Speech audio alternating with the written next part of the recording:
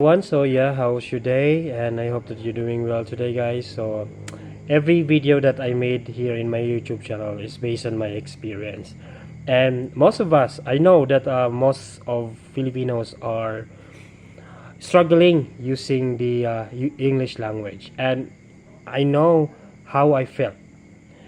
And if you use more and more the second language, is the eagerness to learn how fluency will flow in our mouth, in our tongue.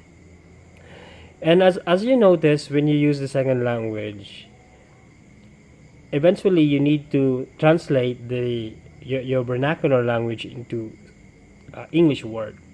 And why is that? It's because you don't have the comfortability, you don't have the familiarization of the words that you use. For example, in a class, then the professor will ask you a specific question that's very easy, and then you try to answer in English, but apparently you cannot able to do that. It's because the words is not available to your mind, or is not knowing itself. So you need to translate into your vernacular language. You need to translate your vernacular language into English language in order to sustain those answers. But the problem now is the time consumption. You generate the translation, and then the time consumption is not quite good. So here's my tip. No, it's not tip actually. Here's the thing that you need to do.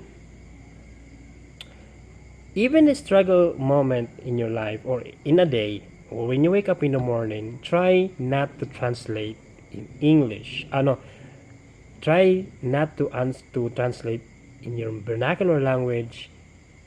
Then think purely English, even it's hard for you to know.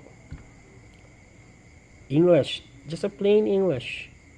When you wake up in the morning, watch those things, the walling, how to define it in your mind, then try to give it in a sentence approach. And then if you eventually do this every day, then you have now the familiarization, the word, the phrases. I know the grammatical structure is very hard when you deal those books, because books like this, a wide variety of books, are something in our mind is hassle for us as a non-native speaker. But yeah, if you want to shortcut, no, not shortcut actually, if you want to be more productive, then try to be aware your surroundings, and then try not to translate. That's the thing that you need to do, because being non-native speaker, it's hard. But apparently when you do this thing, when you do this every day, then everything will smoothly follow, and then you can now able to express clearly your thoughts in English.